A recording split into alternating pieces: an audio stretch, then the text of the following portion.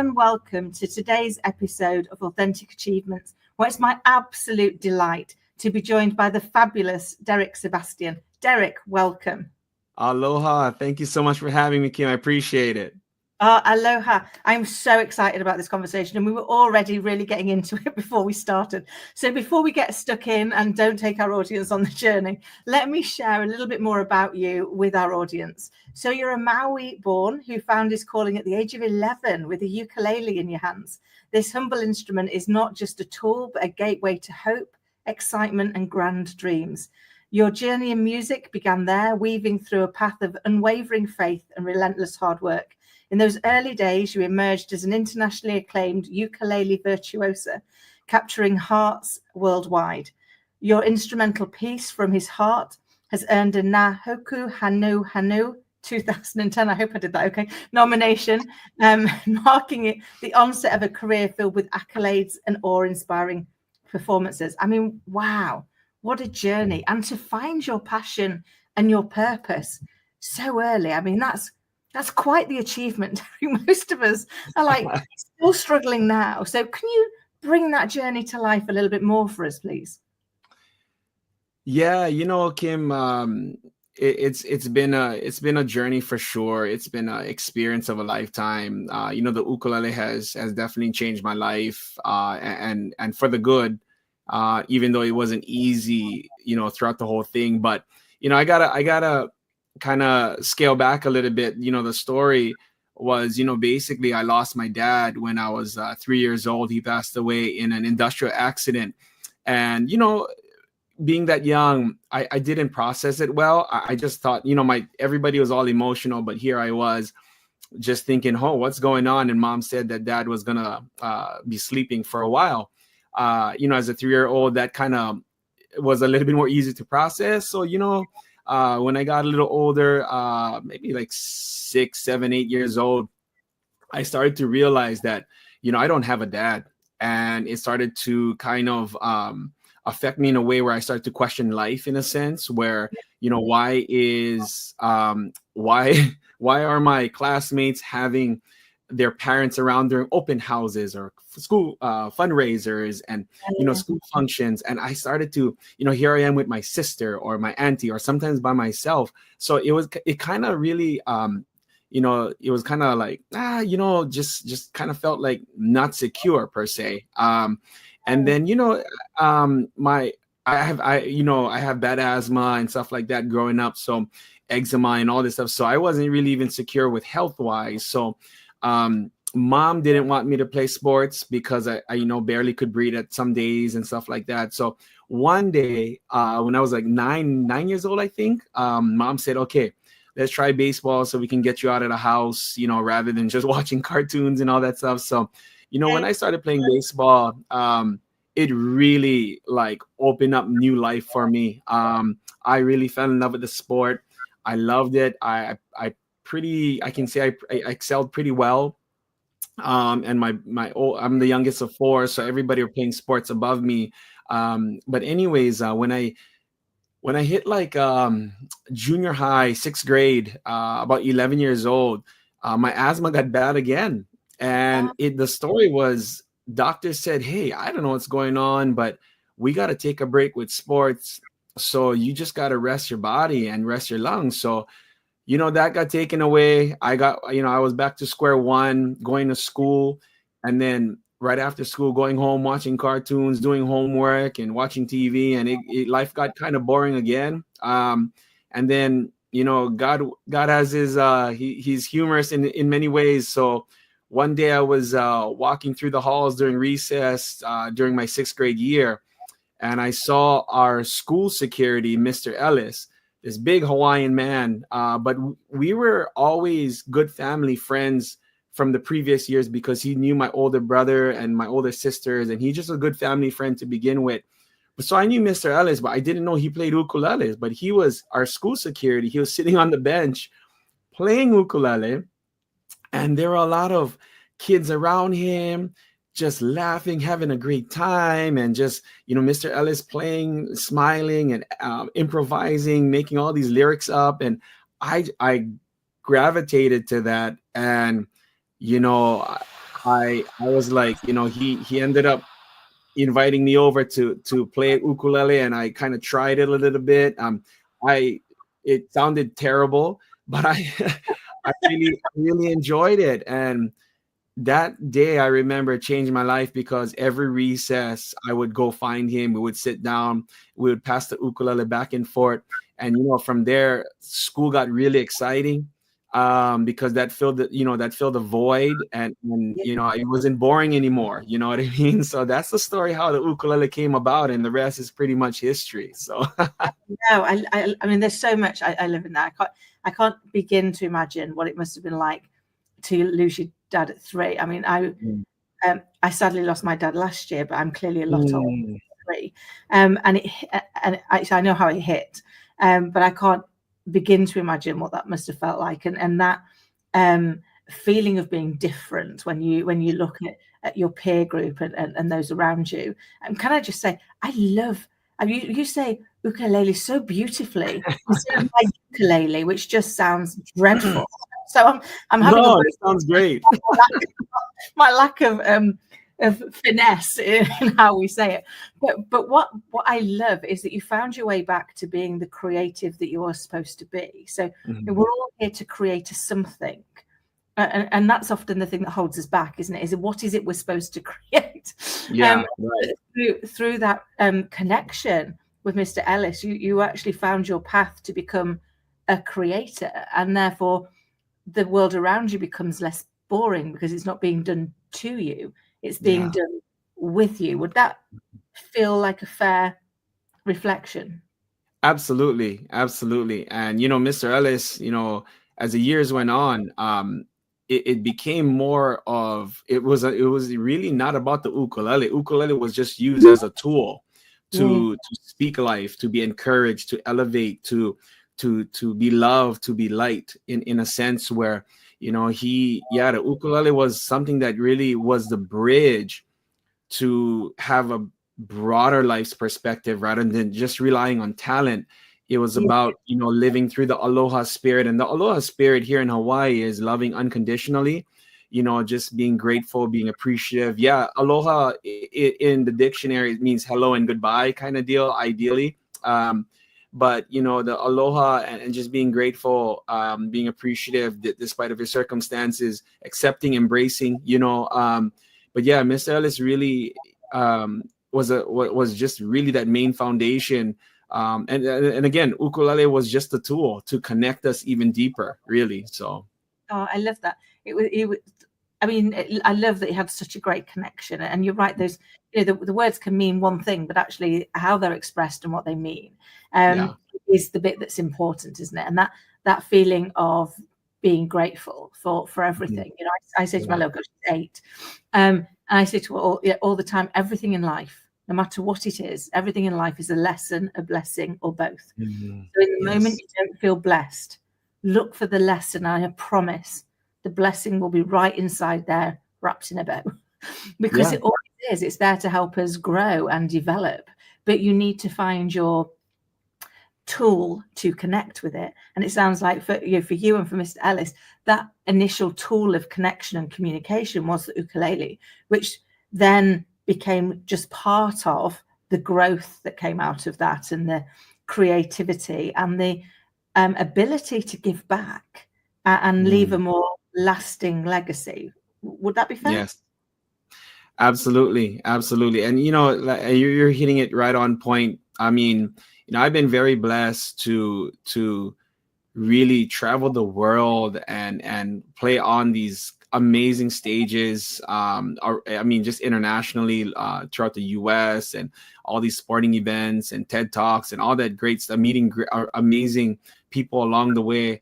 But at the end of the day, Mr. Ellis, he passed away back in 2013. So, but just reflecting back, knowing that he doesn't really live beside me now, he lives within me, and there's a lot of things that I reflect. And one of the main things that you just kind of elaborated on is, it's not really what you do in life. It's all about how you make people feel, and that's what they really remember. They're not going to remember what car you drive, or what shirt you're wearing, or the accolades or whatever. It's really how you make them feel. And at the end of the day, what I realize is it's not the talent that it's important, it's the relationships, that longevity of how you make them feel, and they remember you that way. So I couldn't agree more. I'm a massive believer in the power of relationships, and the fact that they are something that you keep investing in and you keep iterating in. And just because people aren't with us here doesn't mean to say they're not with us here. And actually, you can still reconnect with their wisdom, with their love, with their guidance, with their humor, because you keep that alive. I would say to my little girl, I say we lost her grandfather last year, and I was like, but every time you see a butterfly, that's somebody we love coming back to let us know they're still here, because they're fluttering past us, and it's always at a moment you need it, always, that they turn up as that great reminder that we've got to go inward to see how can we better connect with people. And I love that actually that's really, what you're doing. I mean, the whole instrumental piece being from your heart, or from his heart, but I mean from your heart, is that real piece around saying, actually, I'm going to be open and vulnerable and share that with the world to make a bigger difference. Yeah. And that's absolutely beautiful. I mean, you must be so proud of the impact it's having for positive. I am. I've like I said, I'm very fortunate to have done what I've done, and actually, becoming who I am, and still working on myself and evolving as an artist, as a creative. But at the end of the day, it's all about ohana, which is family here in Hawaii. My wife and I, we have a great marriage. We just made 20 years married. And been together, I don't know, don't tell her I said this, 26, 27 years, I don't know, I lost track already.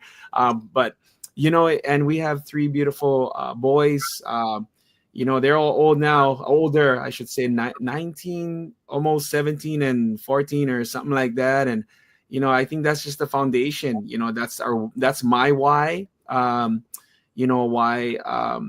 There's no failures in life. There's always lessons. And that, to me, despite of your circumstances, it's all about growing. It's about developing your character, appreciating, embracing the moments, kind of deal. So it's it's totally piggybacking off of what you're saying.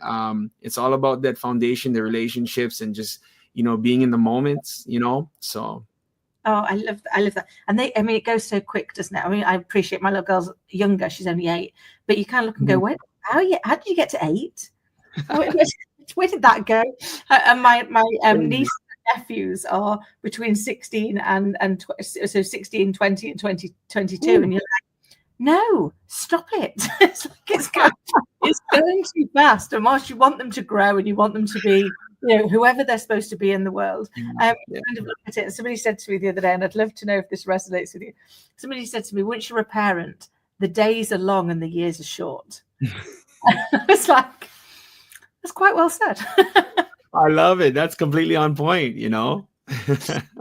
I think that's sometimes the thing in it, isn't it? And I loved also what you were sharing, which was it's about kind of creating. One of the things I share with Scarlett all of the time is our only job in life, and the only thing we're supposed to do, is be a better version of us today than we were yesterday. Not a better version of anybody else, not an improvement on X, Y, or Z, but just, did I learn what I could be better at today as me, the individual, and did I strive to achieve that? And I think once that's where your focus is, then actually it really is about staying connected with people, isn't it? And listening to what's important to them so that you can maintain that relationship and that connection and find a common ground that allows you to grow together. Yeah. Wow. That's completely on point. 100%. Just being better every day, not just as your, in your career, which unfortunately today's world is career driven, but at the same time, who are you as a person? Your belief, your true you, it's all about, you know, everybody has a gift, and whether you like it or not, your purpose in this world is to share that gift, and be courageous enough to acknowledge it, and then see where it takes you. In today's world, and I speak, on behalf of my kids, I encourage them, don't be like me. I'm not expecting you to be this great artist or whatever, ukulele player. I want you to become you, the best you, which is, you have to find that. I'm not going to tell you what to do. So, it's all about, being encouraged and encouraging others, and being you, and finding what, fires your passion, in a sense. And that, I think that brings out, authentic achievements, exactly what your show is about. And I think what you do is so inspiring. It's so motivational, and I love your energy, and I love your accent. So I love talking with you and asking you questions. But that's you, Kim. So yeah, it's all about growing in that authentic way, for sure. Oh, I love that. And that reminds me of one of my favorite quotes. So everybody that's known me for a long time knows I love a quote. And I'm renowned for, it's like, is your head just full of quotes? You've got a quote for everything. And I was like, I just like but one of my favorites is Pablo Picasso one. And I think it just summarizes what you've just said. And that is that the meaning of life is to find your gift. And the purpose of life is to give it away. Yeah. And I've always loved that, because that is what we're here to do. I stumbled on for a long time was finding the gift before you're able to start giving it away. Because I think sometimes, and I'd love to know if this resonates with you, sometimes the gift that we have. So I believe we're all born with a natural talent, and what I mean by that is something that to us comes so easily that we dismiss it as not talented, because actually we don't acknowledge that it is a talent for that to come so easily. And so we're busy looking for this other talent, this something that we strive to. And for me, many years ago, I got told your natural talent is you can talk to anybody. I spent 20 odd years saying I'd got hairdresser face. People will literally tell me anything. Like, I'm the person people talk to on the tube. I mean, nobody talks to anybody on the tube, but people will talk to me. And I love it. It's not really very talented, is it? It's not hard to talk to people. You just open your mouth and the words tumble out. Right. It is that you find somebody for which it's really hard, for which they can't, because actually they're overwhelmed with worrying they're going to be judged, or thinking there's going to be a something else. Whereas I'm so genuinely interested in everybody's story that I've never met anybody yet that isn't interested in their own story, because it's their story. They have to live it every day. So if you ask them about it, if you're genuinely interested, they're not going to go, I'm not going to tell you, because we kind of want to be there. But I think it is, what I love is that you found your gift, your way of connecting, your way of communicating, and therefore passing on that creativity through something that is so through music, through those connections, but actually a different way of communicating with a part of the other person's soul that allows them to feel part of that journey. And music speaks to us in a way where we feel like our soul's been listened to. Would that feel fair to you? Yeah, 100%. And for regarding my music, in the beginning, it was definitely I was on a mission, from 11 years old to about 12, 13 or whatever. In the first couple of years of playing the ukulele, my goal was to master that instrument. It's all about talent. It was all about waking up early, putting like 4, 5, 6 hours a day, before school, during school, after school, and even when sports came back into play. I still made time for that ukulele. And then, that ukulele, after not mastering, but getting really comfortable with the instrument, it really allowed me to dream, to have visions. And, my dream was to travel the world and inspire, others through the ukulele. But at the same time, there was still those goals where I wanted to be on that big stage. I wanted to, travel internationally. I wanted to be, on a TED Talk, TED Talk stage or TEDx stage, on these sporting event stages, arenas, baseball stadiums, whatever. It was so cool to do that. But I realized one thing, that it wasn't as fulfilling as I thought it was, to be quite honest. And it was a weird phase in my career, because I was after something that it was cool to say I did, but I had to switch my mindset and the approach in this music career, that it wasn't about the talent, it was about touching others. How could you inspire the guy that's sitting way in the back of the room scraping the walls? How can you incorporate not just the music talent, but the stories behind it? And that is when my whole entire career started to shift, where people started to come up to me crying after the show and enjoying the story, and not just the song, but the story behind the song. Yeah. And that really opened up a whole new perspective in my, not just music career. Now it's a creative career. So songwriting, music composition. Now, I just got done writing a book, and that's definitely well on its way on launch very soon, so, but yeah, it's just that, speaking from your heart, meaning the fact that you have a gift, but you acknowledge him in a very authentic way, from the heart kind of deal. So, yeah. Oh, I love that, because I think the one thing that connects us all, irrelevant of our age, our race, our gender, our culture, is we all teach and we all learn through stories. And stories are such an amazing way to create commonality, to make it attainable to everybody.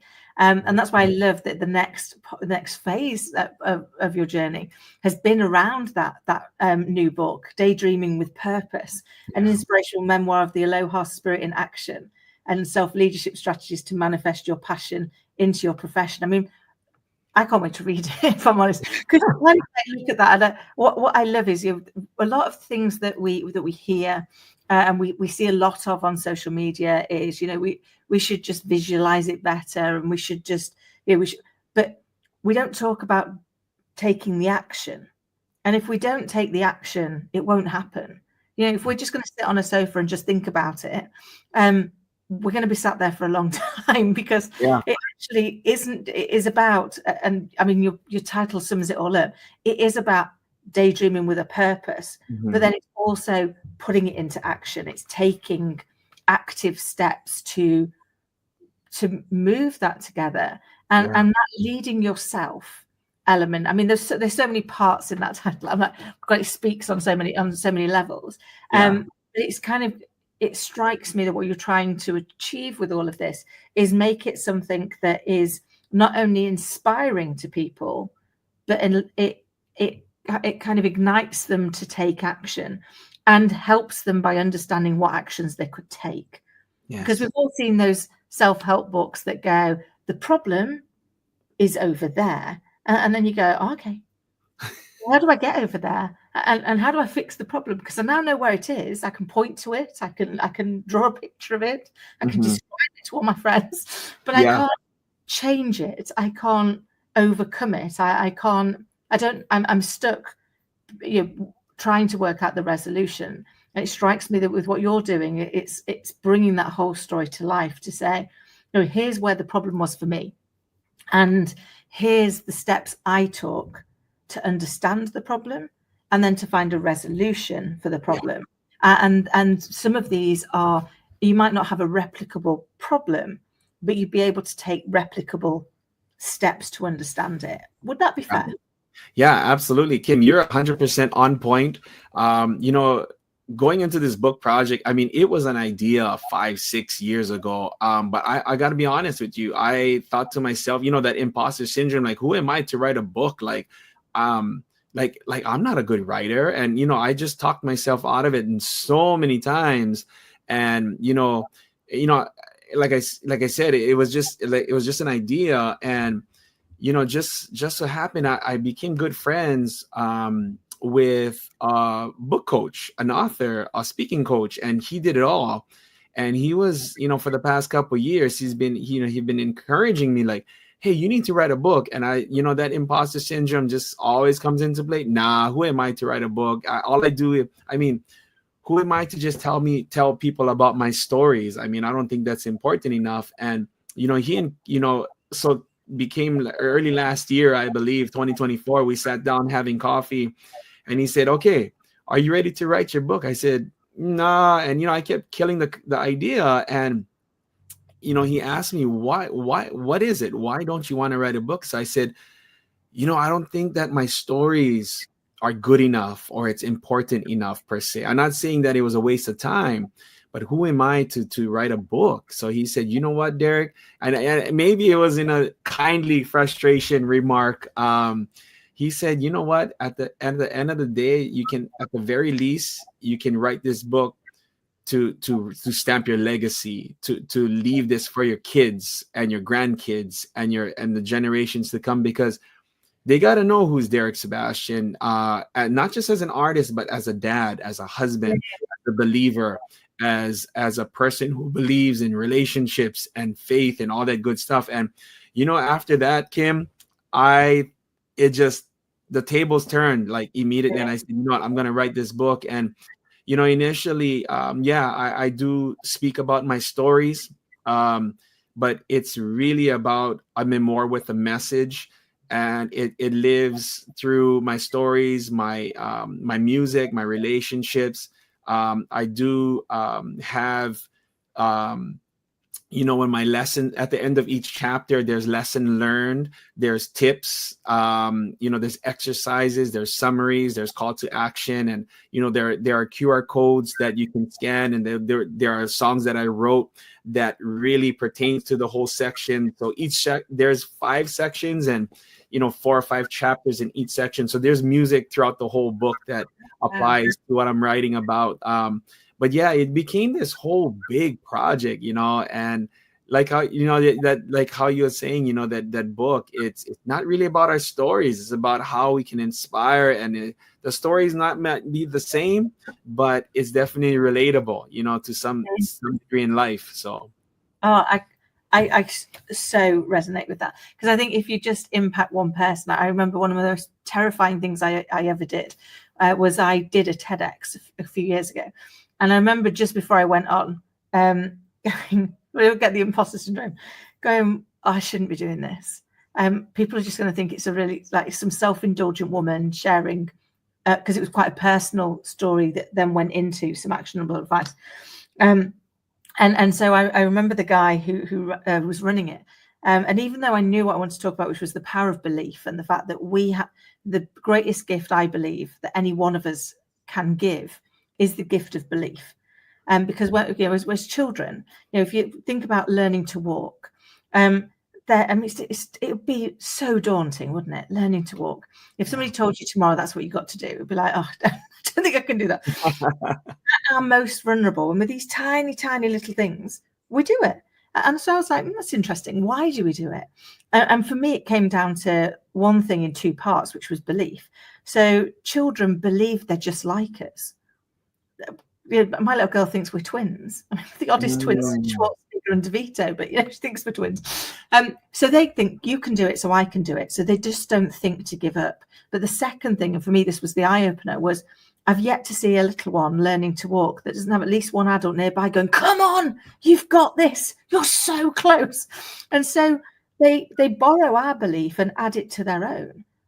Well, we can still do that today. We can still share with people our belief in them today. We don't, but we could by saying, I believe this is going to be, and I do, I believe your book is going to be so impactful because it's coming from that position of wanting to add value to somebody else, wanting to leave things better than you found them. And I think intention flows through into the reality. So I'm can't wait for it to be launched. And I could literally chat to you, Derick, all day, but I'm very conscious of time. You've already shared so very much, but could I ask you, if you had to go back and give your younger self a piece of advice, what would it be? Whew, that's such a great question. It goes very deep. Um, you know, growing up, I don't think I was as stable as I thought I was. I wasn't doing anything bad or anything like that, but I think what you were saying about belief, I didn't really believe in myself, especially not having a dad and being, I was insecure. I cared a lot what other people thought of me, how they looked at me, but the ukulele was that bridge that brought me closer to Mr. Ellis, and he helped me to believe in myself slowly. It took some time, but once I kind of got the grasp of knowing the fact that I am unique, I am special in my own very way, I believe that now and still today. It's so powerful, and it's so moving. I mean, some days I feel like I can move mountains, and it's not being very egoistic or overconfident. It's just the fact that I'm blessed with a gift where, if you put your mind to something and you believe it, you bet you're gonna get it. You know what I mean? You bet you're gonna get it, or you're gonna do it. If not today, you're gonna find a way tomorrow or next month or next year. And that brings in persistence. That brings in consistency, being courageous every day, knowing the fact that, it's not winning. It's not about just winning accolades or external stuff like a trophy or anything like that. It's really winning the game of life inside of you, knowing the fact that every day, you woke up, you did what was better than yesterday. You win by if you got to make a phone call, or you do a research, or you read a book, or you did an email, or whatever it may be, you took a chance to falling forward per se. One of my great friends, Fred Crowell, he passed away. He was a close mentor of mine as well. He always encouraged me that, Derick, you are a miracle to this world. You're a gift. So you have to understand that you need to win every second. When you win the second, you win the minute. When you win the minutes, you win the hour. And all of a sudden, you after you winning hours, you win the day. And when you win the day, is meaning the fact that you did your best today, and you went for it, and you just living out God's purpose moving forward. So it's all that belief, Oh, I love that. And it brings me to a quote I wrote for my little girl, actually. But whilst I wrote it for my little girl, I believe it to be true of everybody. And my quote was, to be kind, to be curious, to dream big and take action and believe, because you are proof that miracles happen. And I believe all of us are proof that miracles happen to somebody. But we have to do all of those elements, don't we? We have to take that action. We have to have that belief, or find people whose belief you can borrow in those moments of doubt, because we all have them, don't we? We all have those moments that set us back. But I love everything you're doing and the impact that you're having. I am so very, very grateful to have had the opportunity to share your journey. But before we go, can you tell the people listening and watching how they can get in touch with you, and what you can do to support them on their journey? Well, to find me, it's easy. Just go to my website, dericksebastian.com, DERICK Sebastian.com. You'll find my book information, my socials, and all that stuff.